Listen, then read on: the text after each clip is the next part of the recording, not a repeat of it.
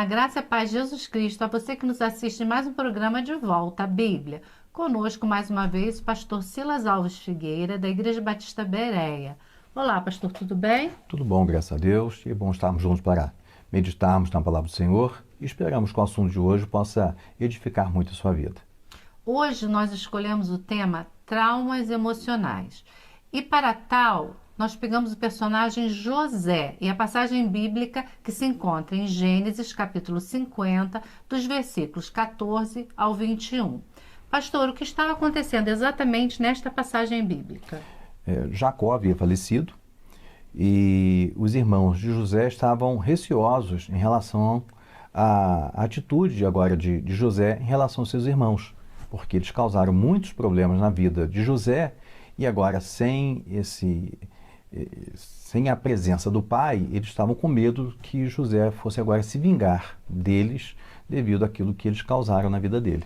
Então, se eles estavam com medo de vingança, havia um contexto que o motivo deles temerem essa vingança. E nós vamos voltar um pouco nessa história para entender por que eles tinham tanto medo que José se vingasse deles. Nós vamos voltar ao casamento de Jacó. Esse núcleo familiar é um núcleo conturbado. Isso. Porque é formado por um pai, Jacó, duas esposas, Lia e Raquel, mais as concubinas. Primeiro, por que duas esposas? Naquela época era comum você ter até mais de uma esposa, mas nesse caso específico, Jacó ele trabalha por 7 anos pela vida para se casar, melhor dizendo, com Raquel. Só que Labão, que era o seu sogro e também seu tio, acabou enganando ele. No dia do casamento, ele acaba lhe dando Lia no lugar de Raquel. E ele, pela manhã, quando ele acorda, ele viu que não era a mulher pela qual ele trabalhou. E aquilo causou uma grande confusão ali. E tanto que ele chegou e foi discutir com seu sogro. E ele falou, olha, aqui na nossa família, a gente primeiro tem que dar a filha mais velha para casar e depois a mais nova. Aí ele falou, então vou trabalhar mais 7 anos. E posteriormente, então, ele se casa com Raquel. Então já começou a confusão ali, logo com o sogro e nesse casamento, né? E nessa confusão, ele então trabalha 7 anos e se casa com Lia. Mais 7 anos se casa com Raquel. Só que ele não amava Lia, porém Lia lhe dava muitos filhos, que era importante para um judeu. Raquel, que era sua amada, era estéril, ou seja, ela não conseguia gerar filhos. E das concubinas? Por que das concubinas? É porque era muito comum você, no caso, as mulheres, principalmente as que, no caso ali, elas tinham um recurso financeiro, ter como se fossem acompanhantes, fossem pessoas que estavam ali a serviço delas, fossem empregadas delas. E era comum você dar a concubina para o marido gerar filhos com essas mulheres também. Então infelizmente, era o contexto da época. Hoje seria algo absurdo, mas naquela época não havia nenhum problema em relação a isso. Então, esse núcleo familiar ele foi formado por um pai, Jacó, duas esposas, Lia e Raquel, as concubinas e filhos que vieram dessas mulheres. Eles tinham o pai, eles eram irmãos por parte de pai, porém por parte de mãe eles tinham diferentes mães. E aí começa a história de José, porque as concubinas geram os filhos, Lia gera os filhos e Raquel não pode gerar filhos porque ela é estéril. E ela começa então a orar e pedir a Deus que lhe dê um filho. E ela fica grávida de José. E José então nasce. E José passa a ser o que de Jacó? O filho predileto. Porque afinal de contas, aquela mulher pela qual ele esteve orando para que gerasse filhos e que ele tanto amava, agora ele deu um filho. E esse filho passou a ser o filho predileto. Primeiro que a princípio era o caçula, e também era o filho da mulher que ele tanto amava. Então isso começou a criar também um clima ruim dentro da família, porque ele começou a dar atenção para o seu filho predileto, e enquanto que os outros não tinham a atenção do pai como os filhos gostariam de ter. E isso foi causando esse mal-estar, e esse clima familiar começou a se tornar um clima ruim, um ambiente desagradável para estar, principalmente para José. É comum a gente ver o mal-estar dentro de casas e as pessoas não param para ver a causa, ver o início, ver o que está incentivando aquele mal-estar, incentivando às vezes a competição nos filhos, os traumas nos filhos. E às vezes o problema são os pais que estão causando isso, né? E às vezes a pessoa não para nem para pensar. E às vezes não é nem algo consciente, é inconsciente. Às vezes não só causa, mas como incentiva aquele tipo de comportamento, uma competição, uma comparação entre os filhos, né? Um é mais inteligente que o outro, mas o outro tem outro tipo de talento, mas às vezes não é visto pelos pais. E ali começa a se criar os traumas. E José, ele tinha uma coisa que ele tinha sonhos que Deus dava para ele. Porque, na verdade, Deus estava revelando a José aquilo que ele seria no futuro. Só que ele não estava entendendo, e ninguém estava entendendo em relação a esses sonhos. Ele via, por exemplo, os vários feixes, 12 feixes, se curvando perante ele.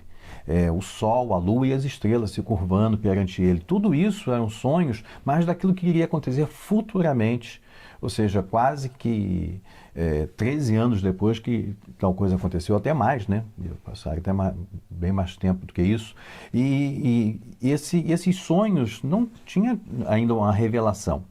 Só foi revelado quando José se tornou o primeiro-ministro do Egito, mas isso foi muito lá na frente. E também é comum, no caso, José estava exercendo um dom que Deus deu para ele. Mas isso não o livrou da inveja dos irmãos, do ciúme, de não entender o que aquilo estava acontecendo.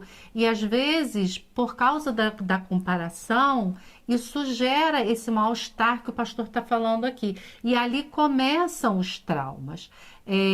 Era comum os irmãos de José irem trabalhar no campo e José ir lá ver o que estava acontecendo no campo. E ele fazia o quê? Porque o que acontecia? José era mais novo, então ele não tinha tanta idade assim para poder trabalhar. Os irmãos já eram casados, já eram adultos. E José, por sua vez, também, ele contava para Jacó os erros que os irmãos cometiam. Ele estava lidando ali com os irmãos, mas vigiando os irmãos. Então ele também não tinha nem maturidade, né, para chegar e tentar contornar a situação. Isso tudo foi causando ainda mais males dentro de casa. Você imagina, tem essa comparação. E ainda tem esse indivíduo que fica o tempo todo nos vigiando e contando para o pai os erros. Isso foi gerando dentro do coração dos seus irmãos uma raiva muito grande em relação a José. Isso tudo num núcleo familiar complicado. Complicado. E a Bíblia chega a citar que ele desfila com uma túnica muito bonita que mandam fazer para ele. O pai mandou fazer. E o pai faz essa túnica, essa roupa diferenciada, e isso tudo foi gerando mais ira, porque afinal de contas os irmãos trabalhavam, os irmãos se esforçavam. Eu imagino que os irmãos tentassem conquistar, né, o carinho do pai, mas nada disso estava acontecendo. Mas à medida que o tempo foi passando, esse clima foi se tornando cada vez pior. E José, por sua vez, foi se tornando o irmão rejeitado. O irmão rejeitado pelos irmãos, mas preferido do pai. E a mãe estava viva. Só que acontece da mãe engravidar novamente. Isso. E ter o segundo filho dela, Raquel, que é o Benjamim, que se torna o caçula, né, depois de José. Depois de José há vários anos ser o caçula, vem Benjamim. Mas aí a família é acometida por uma nova tragédia.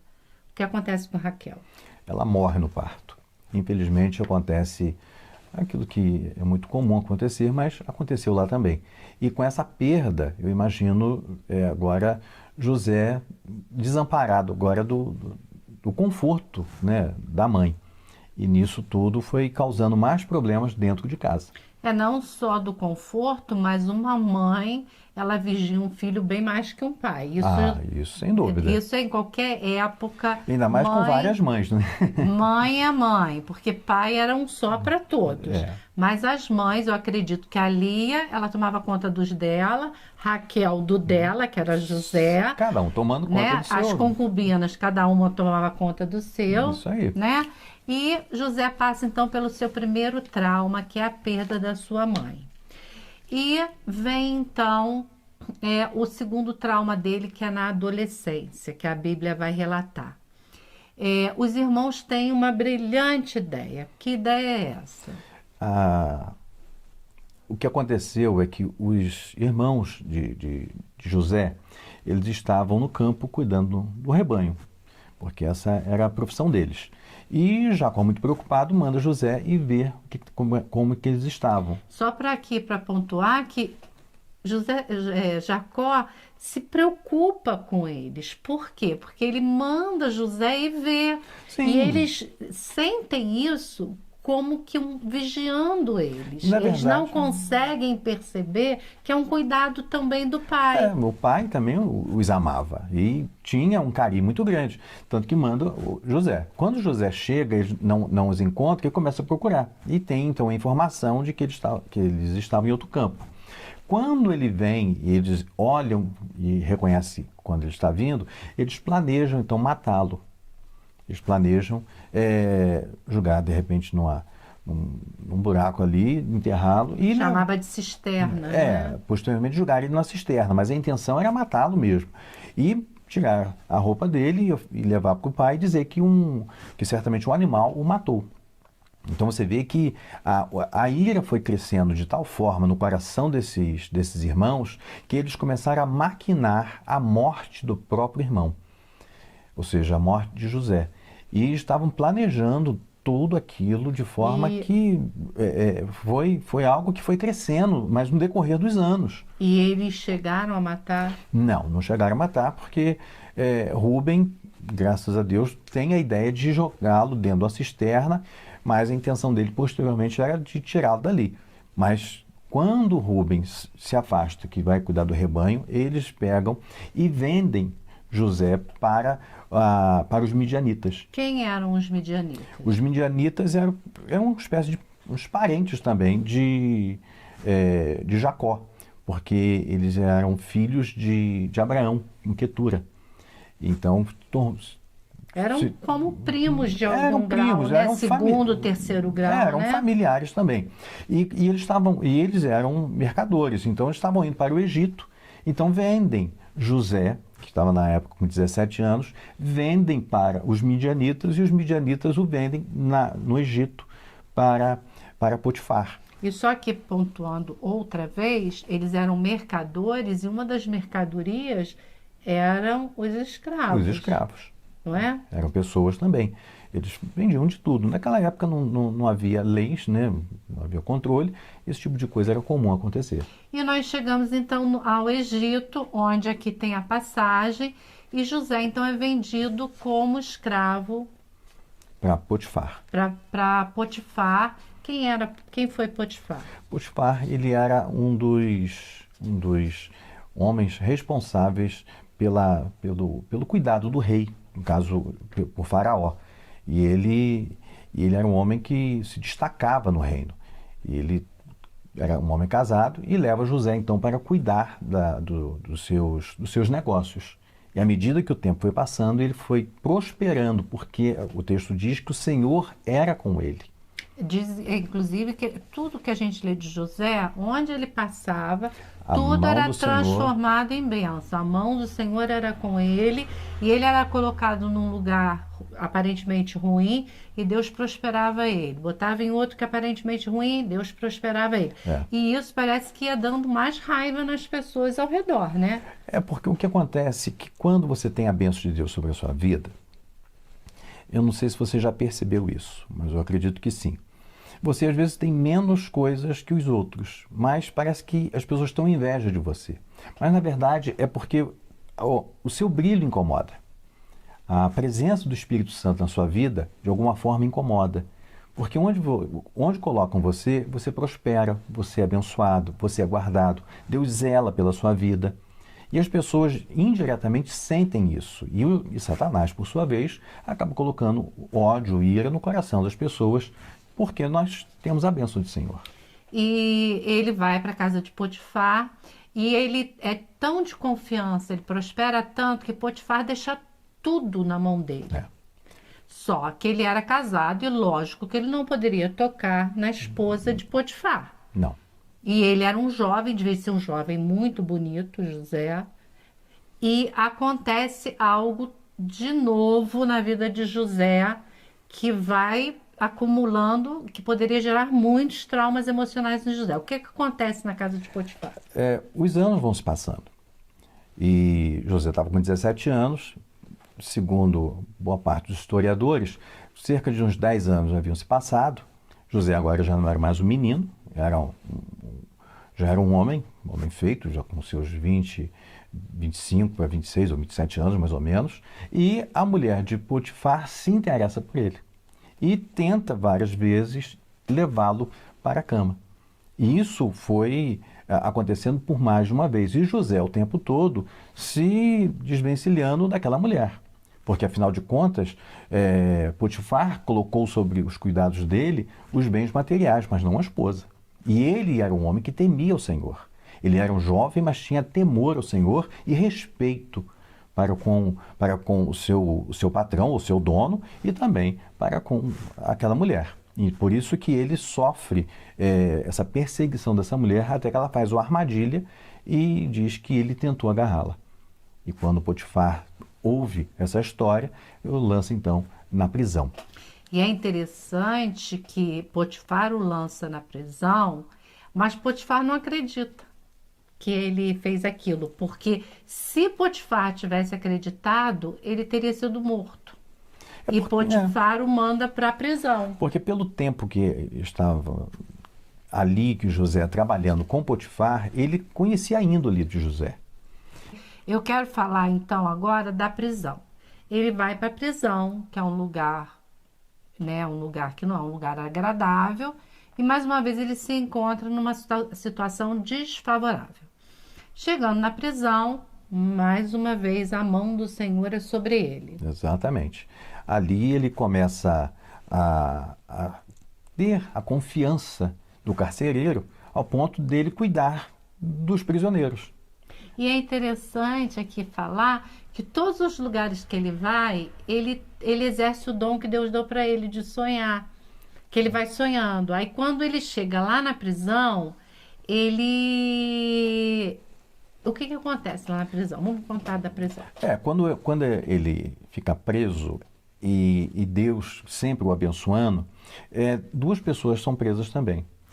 Um era aquele que servia o rei, que era o seu mordomo, podemos dizer assim, que servia o cálice de vinho para o rei. E houve um desentendimento, melhor dizendo, e ele foi parar na prisão. E também havia outra pessoa que era o padeiro. E os dois tiveram sonho. José não só sonhava, como interpretava o sonho também. Essa que é a grande questão. Ou seja, o Espírito do Senhor sobre José lhe dava revelações. José era o tipo de pessoa que ele tinha um dom especial em relação a isso. E eles contam os sonhos e José faz a interpretação.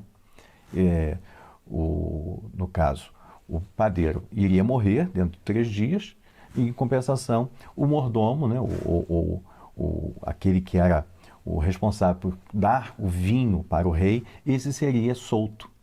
Tanto que ele fala, lembra de mim quando você sair daqui. E 2 anos se passam. E ele continua preso. Ele continua preso porque, na verdade, aqueles homens, o que morreu não poderia lembrar, lógico, mas o que sobreviveu não lembrou dele dentro de 2 anos. E só lembra porque tem um outro acontecimento. Nisso tudo, José fica 2 anos lá na prisão e não se lembraram dele. Por acaso, o rei sonha. Faraó tem um sonho. Ele sonha com 7 vacas gordas e 7 vacas magras. Sonha com 7 espigas gordas e 7 espigas magras. E ficou sem entender aquele sonho, uma devorando as outras, né, aquela coisa toda. E como nenhum mago conseguiu ter a revelação, nenhum daqueles sábios ali do Egito conseguiu ter a revelação, naquela época, o faraó, ele tinha magos ou sábios, pessoas que interpretavam os sonhos, Sim. que davam conselhos, e ele chamou essas pessoas para interpretarem os sonhos, e como o senhor está falando, nenhum deles foi capaz de interpretar. E aí, então... Aí esse mordomo, ele se lembra de José. Olha, eu estava preso e alguém revelou o sonho que eu tive. E do padeiro também. Então mandam tirá-lo da cadeia e levá-lo até a presença de Faraó. Tanto que diz o texto que ele se barbeia, né? Até algumas pessoas utilizam esse texto e dizer que ele não pode usar barba, mas não tem nada a ver. Então ele se prepara para se encontrar com Faraó e revela a Faraó o sonho. E diz, coloca agora alguém então muito, muito sábio, capaz de administrar o Egito, porque vai vir 7 anos de fome e 7 anos de grande fartura, melhor dizendo, e depois 7 anos de grande fome.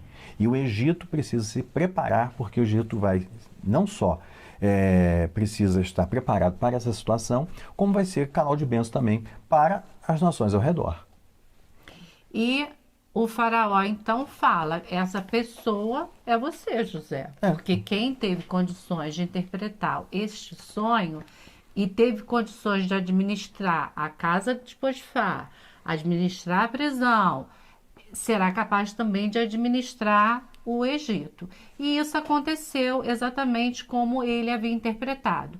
E ele administrou o Egito, os 7 anos de fartura, construiu celeiros para que eles pudessem acumular mantimento, e eles vendiam esses mantimentos para os povos que vinham buscar alimento e não morrer de fome, porque não tinham se preparado para a seca daquela região. Porque eles também não sabiam, né, nem o que estava por acontecer. E quem vai para o Egito nessa época são os irmãos de José, que aí nós vamos entrar nos traumas emocionais, que ele deveria, de acordo com a nossa cultura, estar cheio de ódio, vontade de vingança, raiva, falou, agora eu estou numa boa, eu pego eles, agora é que eles vão ver o que é bom para tosse.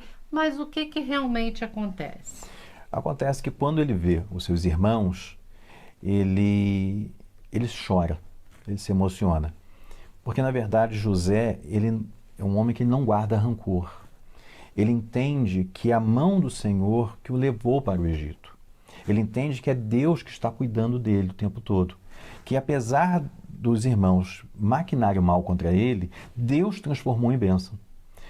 Então o coração de José é um coração perdoador.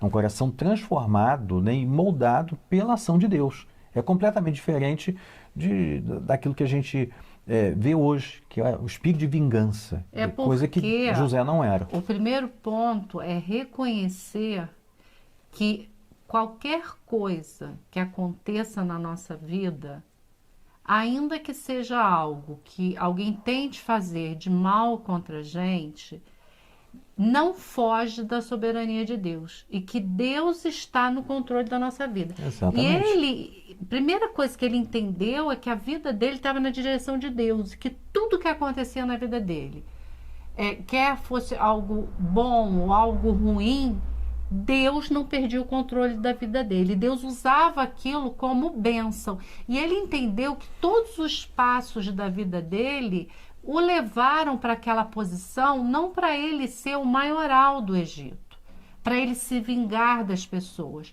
mas para ele continuar sendo um canal de bênção para o seu pai, seus irmãos, seu povo e para as outras nações também. Sim, para o próprio Egito. O que aconteceu é que José, ele conseguia, a coisa que muitas pessoas infelizmente não conseguem ver, é a mão de Deus sobre a nossa vida em todo o tempo. Ou seja, em todo o tempo Deus tem cuidado da gente. Lutas vêm, dificuldades surgem, a doença entra para dentro da nossa casa, nos ceifa a nossa saúde, infelizmente vem até mesmo a morte. Mas será que nós estamos vendo Deus nos abençoando? Ou será que a gente só fica fixado no mal? José não. José, ele conseguia ver Deus cuidando dele. A visão que José tinha e o temor que ele tinha o fazia ter não só revelações de sonhos ou ser um sonhador, ele conseguia ver Deus sobre a vida dele, uma coisa que nós precisamos aprender, ver Deus cuidando da nossa vida todo dia. Então, o primeiro ponto para a cura de trauma emocional é você conseguir ver Deus na sua vida, em tudo. E entregar para Deus os momentos bons e os momentos ruins, sabendo que Deus tem o seu tempo.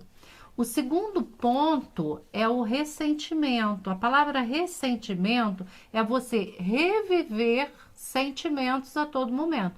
Tem pessoas que não conseguem sair daquele sentimento, daquela mágoa, daquele espírito de vingança e não conseguem prosseguir. José, por ele não guardar o ressentimento, ele não viver revivendo esses sentimentos, essas mágoas, esse espírito de vingança, ele caminhava para frente. Ele avançava, ele estava o tempo todo, vamos dizer assim, um passo à frente. Por quê? Porque o coração dele, por ser um coração perdoador e não ficar remoendo o passado, porque viver ressentido é reviver o passado, e o passado traumático. José, ele lutava contra isso. Eu não estou dizendo que foi fácil na vida de José. Eu acredito que Deus foi trabalhando o coração dele. Porque todos nós, de alguma forma, a gente fica machucado. Eu acredito que José tinha um coração machucado. Mas Deus foi tratando e ele foi sendo tratado por Deus. E ele cresceu espiritualmente até em relação a isso. E aqui nós estamos falando dos passos dos traumas. Nós não estamos falando que ele não teve traumas. Mas primeiro ele reconheceu que Deus estava ali. Ele falou, Deus permitiu tudo isso para que eu fosse canal de bênção para o meu pai, para os meus irmãos, para o meu povo. O Senhor estava sobre a minha vida em todo momento. O segundo é que ele não ficou remoendo. Ah, mas me jogaram lá na cisterna. Ah, mas rasgaram a minha roupa que meu pai fez. Ah, mas eu não consegui viver o período que eu tinha que ter vivido com meu pai. Não, ele entendeu que toda a sua história Deus reescreveu e ele prosseguiu.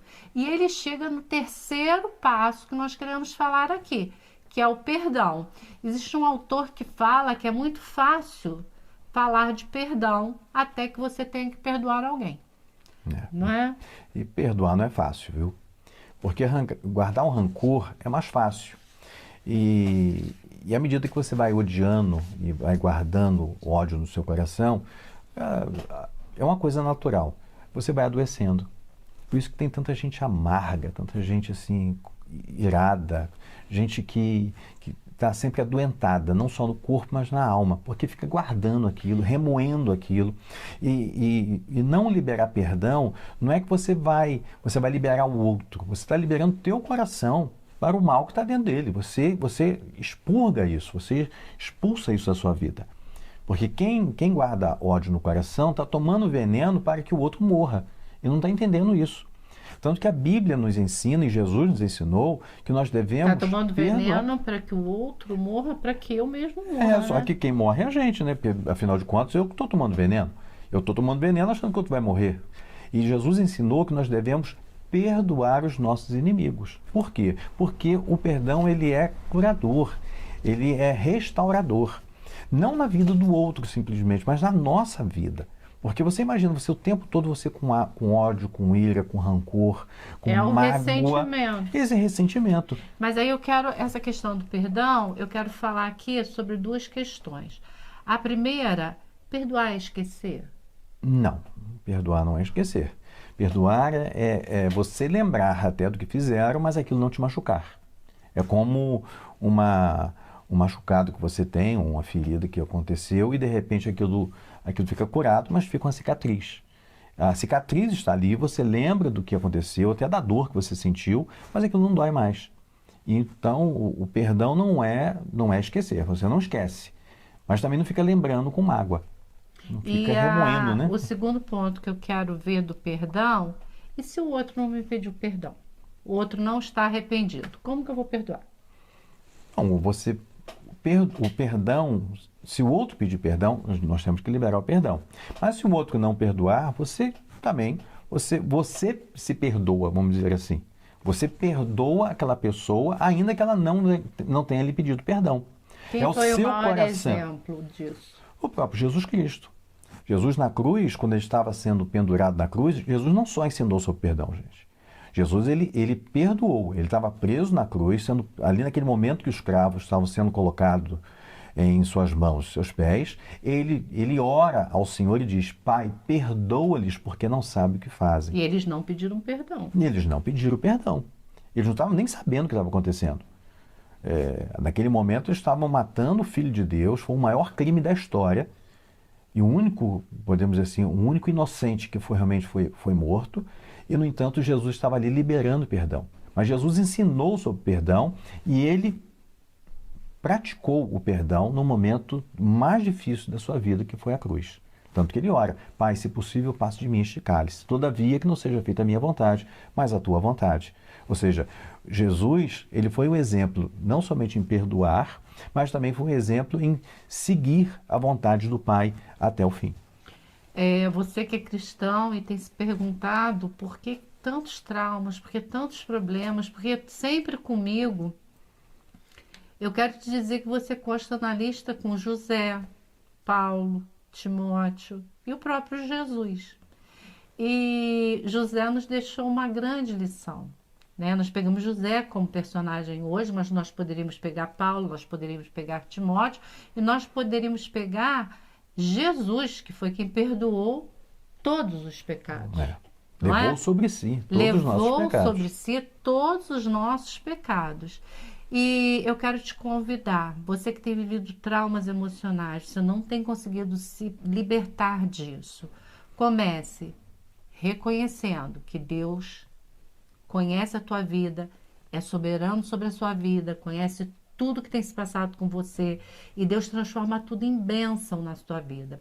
A Bíblia diz que tudo para quem serve a Deus. Todas as coisas contribuem para o bem daqueles que amam a Deus. Né? E andam segundo o seu propósito. Então, se você está na presença de Deus, você anda segundo o propósito de Deus, Deus é Senhor da sua vida, Ele está no controle da sua vida e no momento certo, Deus está no comando da sua história e no momento certo isso vai ser modificado.